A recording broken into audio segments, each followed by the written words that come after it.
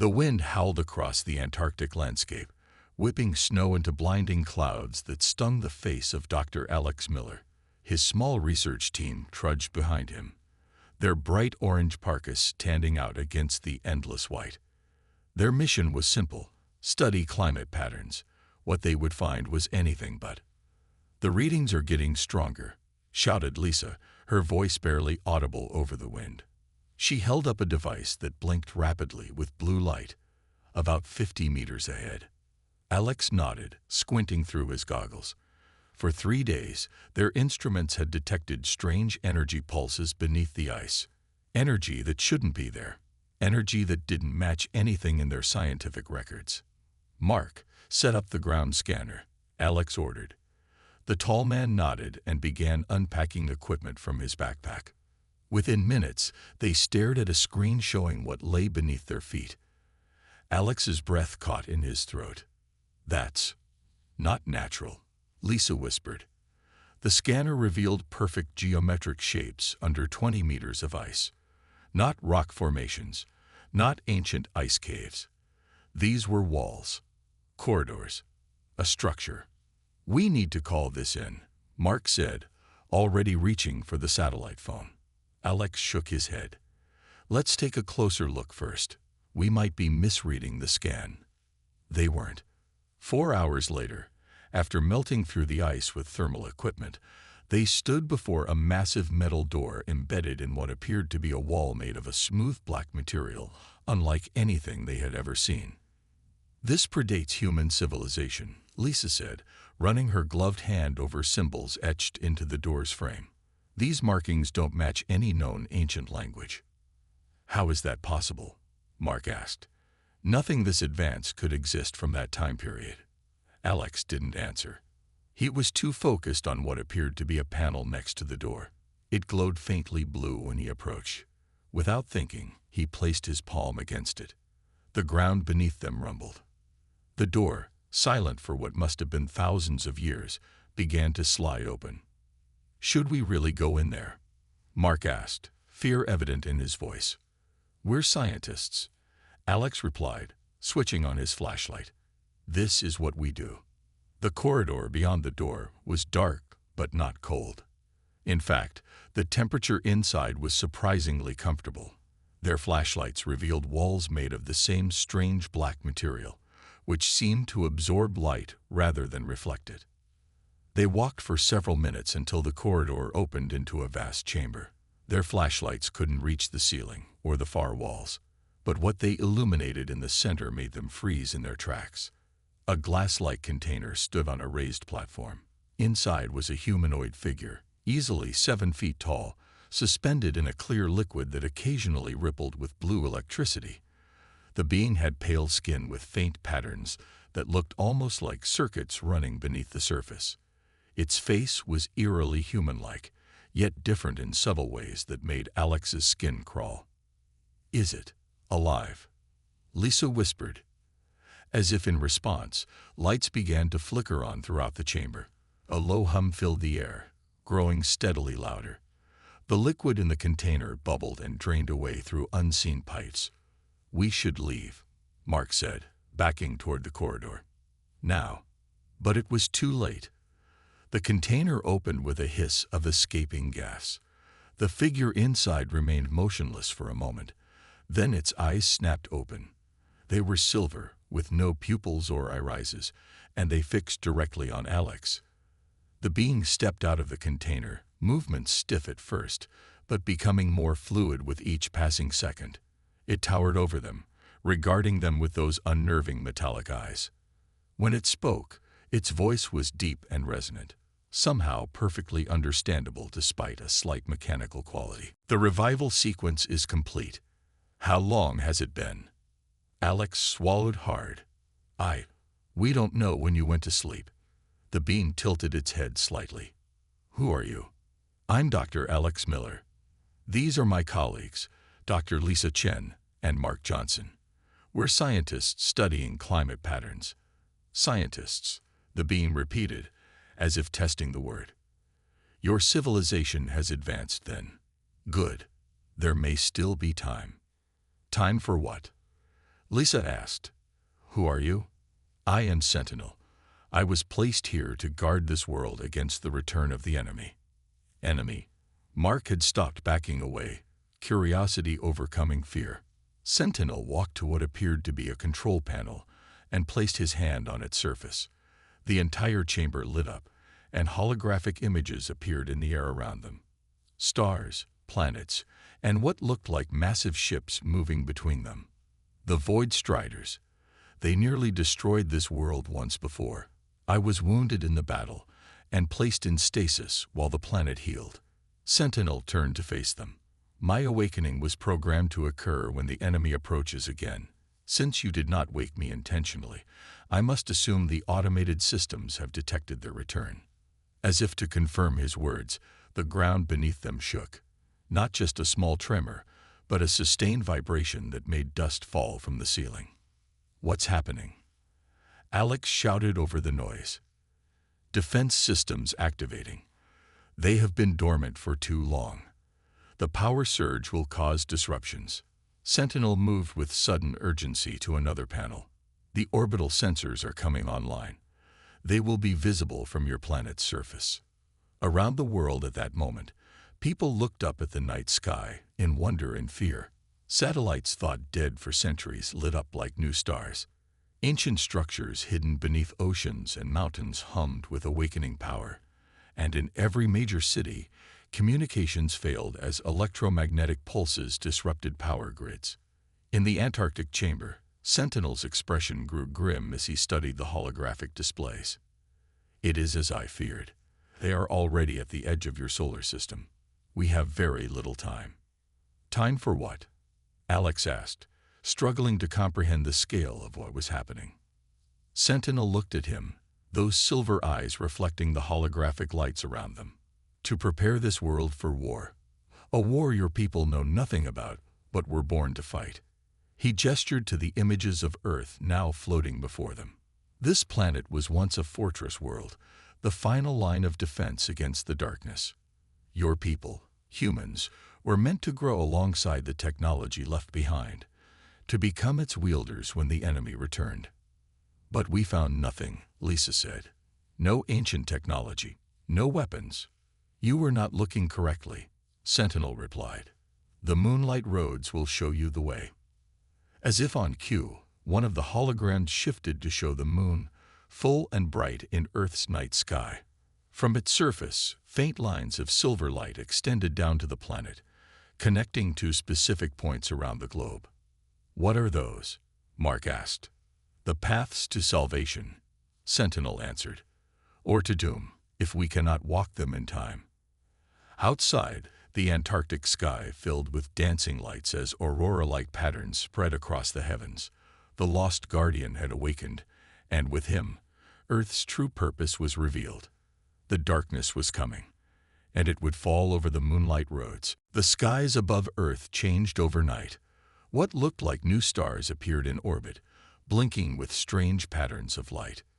Military bases worldwide went on high alert as radar systems detected objects that hadn't been there the day before. In Washington, D.C., General Jack Thomas paced the length of the underground command center. Screens around him showed satellite images of the anomalies, along with news footage of the global blackouts that had struck major cities. "So you're telling me these objects just appeared?" Jack asked, stopping in front of a nervous-looking analyst. "Yes, sir. But the strange part is, some of them seem to have been there all along, like they were hidden somehow. Hidden objects in Earth orbit. That's impossible." A woman in a lab coat approached, tablet in hand. "Not impossible, General. Just beyond our technology. I'm Dr. Emma West from NASA. We think these objects have been disguised as natural satellites, asteroids, small moons that we've cataloged for years." Jack's phone buzzed. The president was calling an emergency meeting. Before he could answer, all the screens in the command center flickered in change. The same image appeared on every monitor. The Antarctic research facility where, unknown to Jack, Sentinel had awakened 12 hours earlier. "What the hell?" Jack muttered.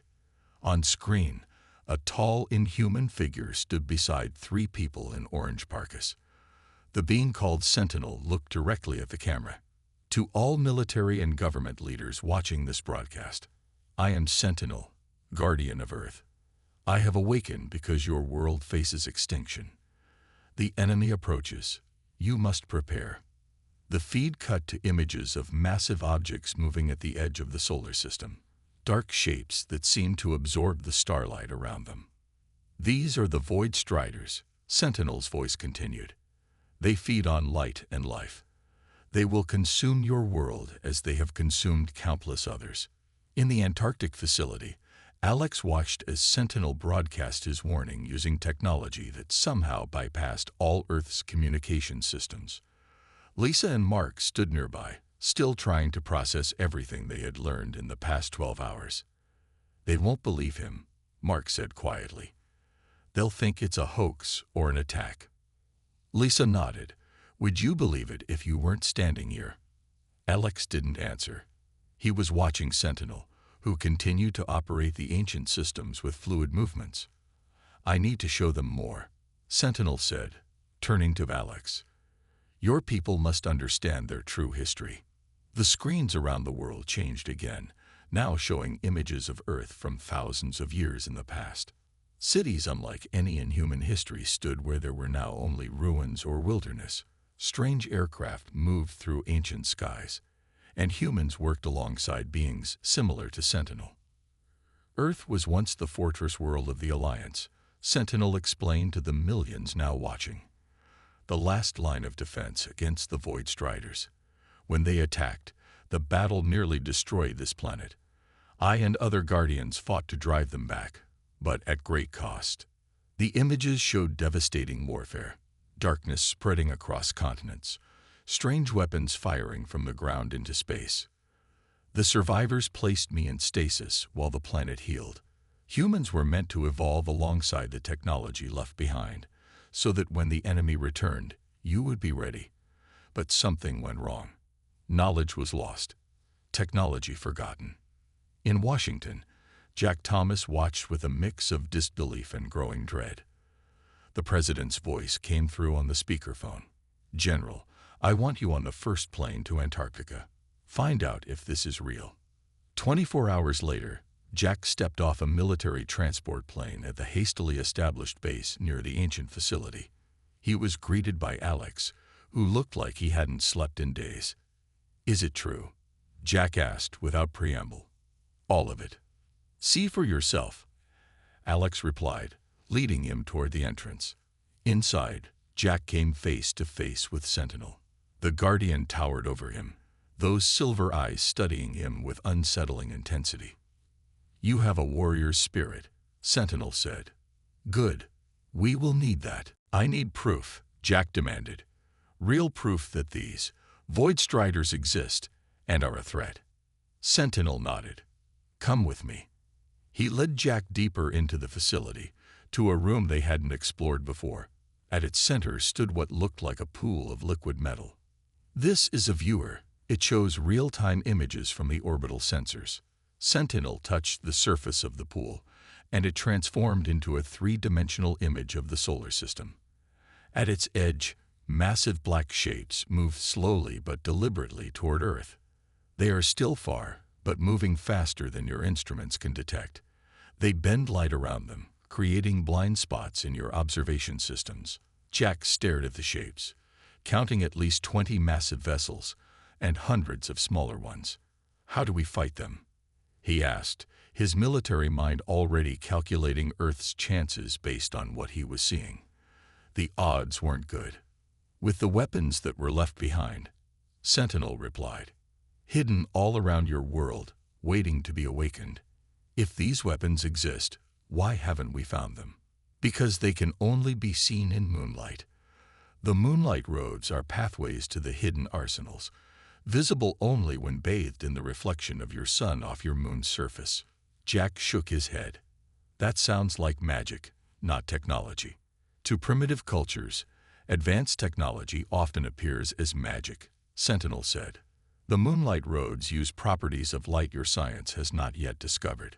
Above them, the facility rumbled as more ancient systems activated. Sentinel looked up sharply. They have sent scouts ahead of the main fleet. First contact will occur within hours. Hours? Jack's training took over. I need to alert our forces, prepare defenses. Your weapons will be useless against them, Sentinel interrupted. But we have time to activate the first of the ancient defenses. He turned to Alex. The closest arsenal is beneath the ocean, 200 kilometers east of here. We must reach it before sunset, when the moon rises. Alex looked uncertain. How do we get there? We don't have a vessel that can. Sentinel walked to a wall and pressed his hand against it. The wall slid open, revealing a hangar containing what looked like a sleek aircraft, but with no visible engines or wings. This transport has been waiting for thousands of years. It still functions. Jack's phone buzzed with incoming alerts. He looked at the screen and felt his blood run cold. Multiple unknown objects entering Earth's atmosphere, he read aloud. Moving at impossible speeds. Sentinel's expression darkened. The scouts have arrived sooner than expected. We must move now. As they boarded the ancient craft, satellite images showed dark shapes descending through Earth's atmosphere. Wherever they passed, electronics failed, communications went dead, and darkness, deeper than normal night, spread in their wake. The Void Striders had returned to finish what they started long ago. Humanity's only hope lay in the ancient Guardian and the forgotten weapons hidden along the Moonlight roads. The true war for Earth's survival had begun. The ancient transport moved silently through the ocean depths. Inside, Jack, Alex, and Sentinel watched through a transparent front section as dark waters rushed past. No bubbles formed around the craft, no engines roared. It simply sliced through the sea as if it were air. How is this possible? Jack asked, running his hand along the smooth interior wall. Phase technology, Sentinel replied. It shifts the craft partly out of your physical dimension, reducing resistance. Alex looked up from a small device Sentinel had given him. The scout ships have landed in 12 locations across the globe. Military forces are engaging, but their weapons do nothing. Sentinel finished grimly. The Void Striders feed on energy. Bullets, missiles, even your nuclear weapons would only make them stronger. The craft began to slow as they approached what appeared to be an ordinary section of the ocean floor. Sand, rocks, and sea plants covered a flat area surrounded by higher ridges. There is nothing here, Jack said, peering through the viewport. Sentinel checked the position of the moon, visible through the water above them. Wait. As they watched, a shaft of moonlight penetrated the water, touching the ocean floor. Where it landed, the sand began to glow with silver light. Lines spread outward, forming complex patterns across the seafloor, a road made of light. The Moonlight Road, Alex whispered. Sentinel guided their craft to land at the edge of the glowing pattern. We must walk the path on foot. The transport cannot cross. They donned what looked like thin bodysuits that Sentinel assured them would protect them from the crushing ocean pressure. When they exited the craft, Jack expected to feel the water's weight, but instead found he could move normally, breathing comfortably inside a bubble of air that surrounded his head. Follow exactly in my footsteps, Sentinel instructed. Step only on the moonlight. They walked single file along the glowing path. As they approached the center, the light grew brighter, illuminating a massive shape beneath the sand. With each step they took, more of the structure revealed itself, sand sliding away as if being pulled by an invisible force. Finally, they stood before a pyramid-like building that had been completely hidden moments before. A doorway opened in its side, spilling more silver light. The first arsenal, Sentinel said, leading them inside. The interior was vast, much larger than the outside suggested possible. Rows of sleek objects that resembled weapons lined the walls. Strange machines filled the central chamber, their purposes unknown. Most of these systems have been dormant too long, Sentinel said, examining the equipment. They need human interface to reactivate. Human interface? Jack asked. What does that mean? Sentinel turned to him. Your species was engineered to connect with this technology. The knowledge was lost, but the capability remains in your genetic code. He led them to what appeared to be a control center. In its middle stood a round platform with handprints embedded in its surface. "Place your hands here," Sentinel instructed Jack. Jack hesitated, then stepped forward. When his palms touched the impressions, a jolt ran through his body. The platform lit up, and suddenly the entire chamber hummed with energy. Displays activated around them, showing images of Earth's surface and the approaching Void Strider fleet. "It recognizes you," Sentinel said with satisfaction. "Just as I hoped." "What did I just do?" Jack asked, his hands tingling. "You awakened the first defense system. Look." On the displays, they watched as massive structures began to rise from the ocean floor in locations around the globe. Like giant flowers opening to the sun, they unfurled metal petals that reached toward the sky. "Shield generators," Sentinel explained. "They will protect major population centers from the Void Strider's ability to absorb light and energy." Alex pointed to another screen, showing military units engaging with dark, shapeless creatures near a small town. The human weapons fired but seemed to pass through the beings without effect. "How can we fight them if weapons don't work?" he asked. Sentinel walked to a wall and pressed his hand against it. A section slid open, revealing a row of what looked like sleek rifles, but with no visible barrels or triggers. "These weapons don't fire energy the Void Striders can absorb. They disrupt the phase state that allows the Striders to exist in your dimension." He handed one to Jack, who tested its weight. "How do I use it?" "It reads your intent through the neural lacing in the grip. Point and think." Jack aimed at a mark on the far wall and concentrated. A pulse of white light shot from the weapon, leaving a smoking hole in the metal wall. "We can't arm everyone with these," Jack said. "There aren't enough." "No," Sentinel agreed, "but we can arm enough to protect the remaining arsenal locations until they're activated." A loud alarm sounded through the chamber. On the screens, they saw dark shapes diving into the ocean, heading directly toward them. "They've detected our activation," Sentinel said urgently. "We need to leave." "We need to get these weapons to the surface," Jack insisted, gathering as many as he could carry. As they hurried back to their craft, carrying armfuls of the phase rifles, the moonlight road beneath them flickered.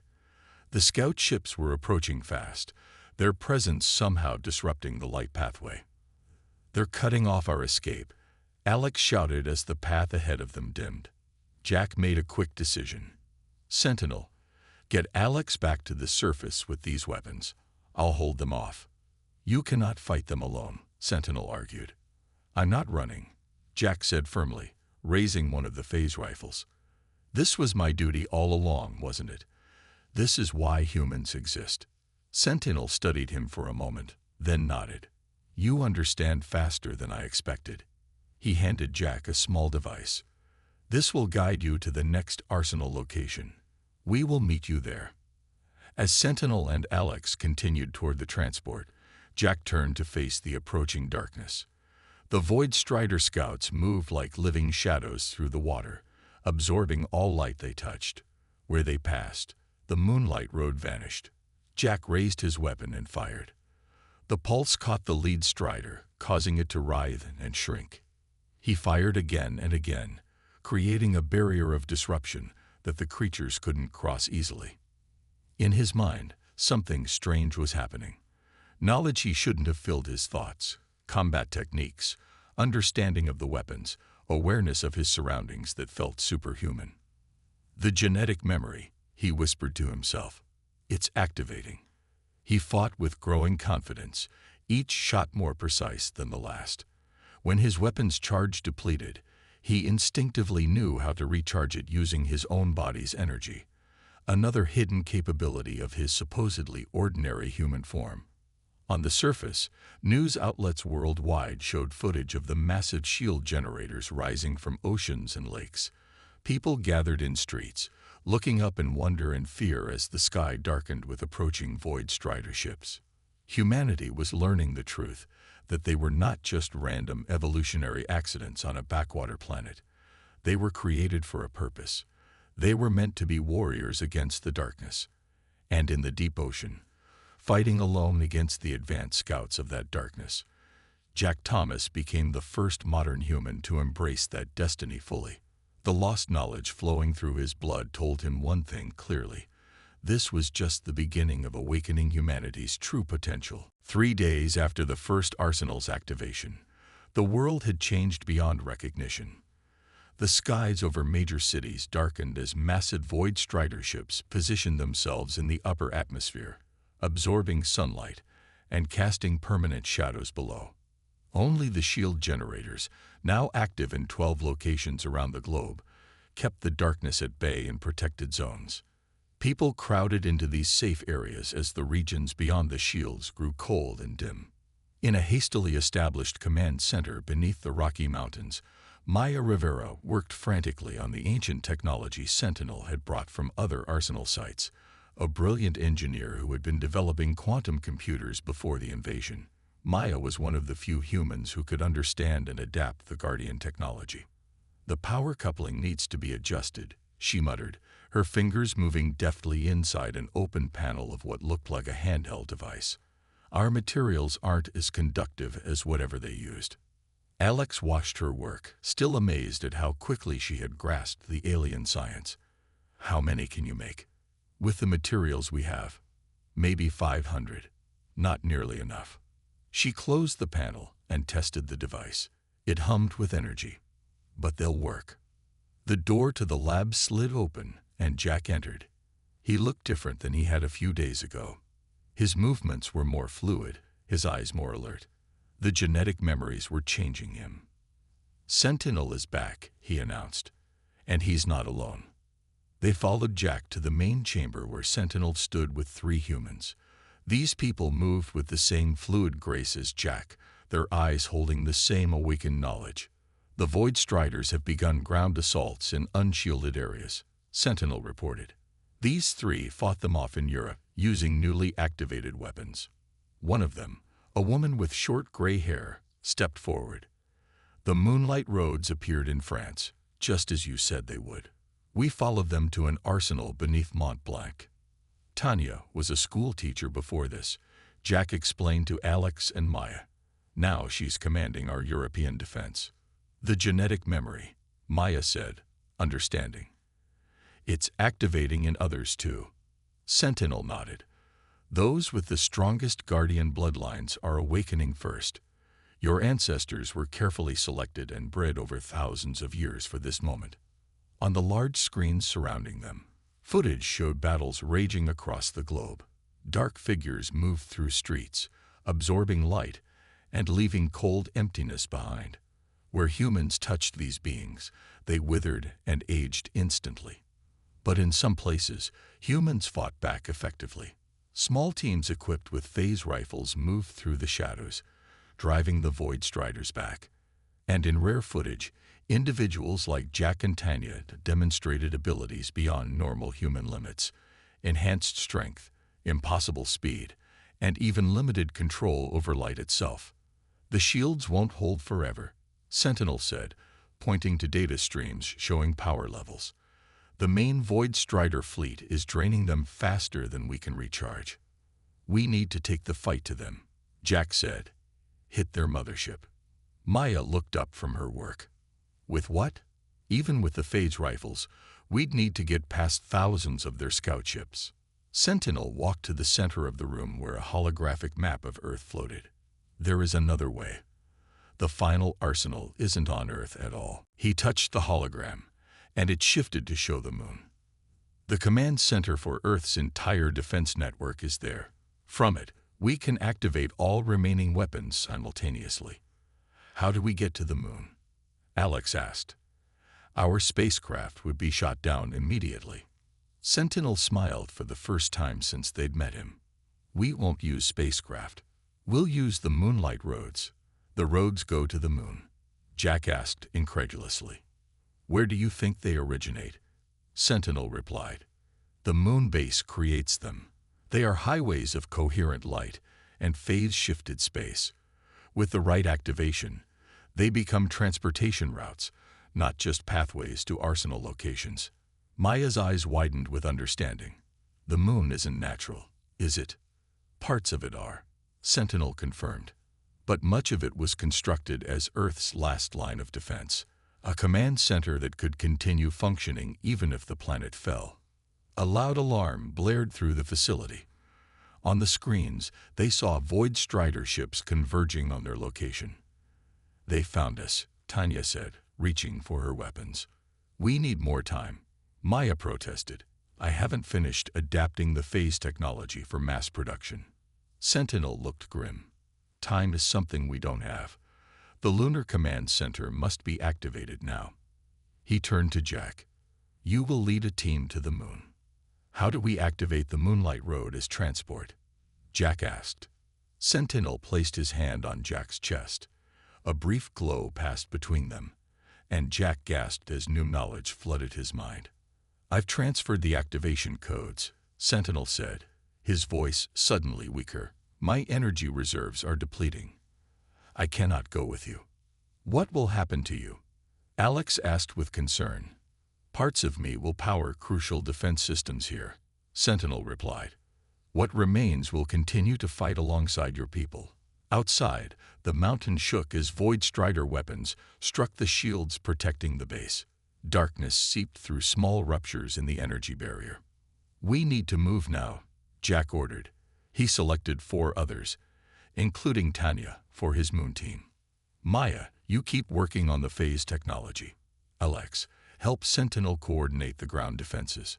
Maya handed each member of the moon team one of her adapted devices. "These should help amplify your awakening abilities.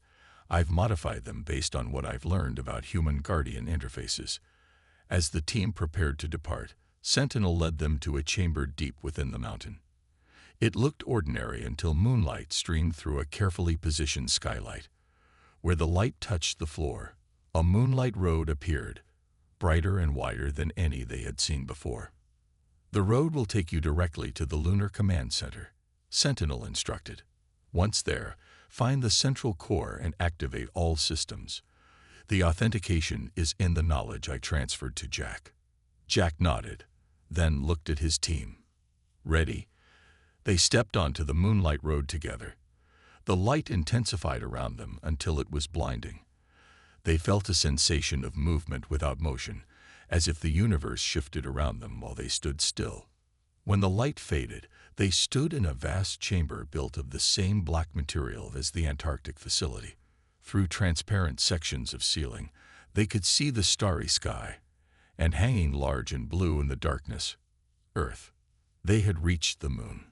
"Look," Tanya whispered, pointing to Earth. From this vantage point, they could see the true extent of the invasion. Darkness covered nearly half the planet, spreading like spilled ink across continents. Only the shielded areas remained bright, small islands of light in a growing sea of shadow. "The final battle begins now," Jack said, leading his team deeper into the lunar facility. "Either humanity reclaims its destiny, or Earth falls to darkness forever." The Lunar Command Center hummed with ancient power as Jack and his team moved through its vast chambers. Unlike the arsenals on Earth, everything here was perfectly preserved, as if time itself had stopped within these walls. "According to the knowledge Sentinel gave me, the central core should be ahead," Jack said, leading them down a wide corridor lined with glowing symbols. Tanya walked beside him, her hand resting on her phase rifle. "Do you think the Void Striders know we're here?" "They must," Jack replied grimly. A power surge this large couldn't go unnoticed. They entered a massive circular room with a ceiling that opened to the stars. In its center stood a crystal column that pulsed with soft blue light. Around it, dozens of control stations waited silently. "This is it," Jack said, approaching the crystal. "The heart of Earth's defense network." As Jack placed his hands on the crystal's smooth surface, images flooded his mind. Star maps, weapon schematics, historical records dating back thousands of years. He saw Earth as it once was, a gleaming fortress world at the edge of a vast alliance of planets. He saw the first Void Strider invasion and the devastating losses that followed. And he saw Sentinel, not as the solitary guardian they had awakened, but as one of thousands like him, fighting alongside ancient humans who wielded powers their descendants had long forgotten. "Jack," Tanya's voice pulled him back to the present. "Are you all right?" Jack blinked, his eyes now glowing faintly silvered like Sentinel's. "I understand now. Everything." He moved to a control panel and began activating systems with confident motions, as if he had done this 1,000 times before. The Moonlight roads were never just paths to arsenals, he explained as he worked. They're a global network designed to channel human consciousness into the defense grid. Humans weren't just protected by guardians, we were being cultivated to become the next generation of guardians ourselves. On Earth, something extraordinary began to happen.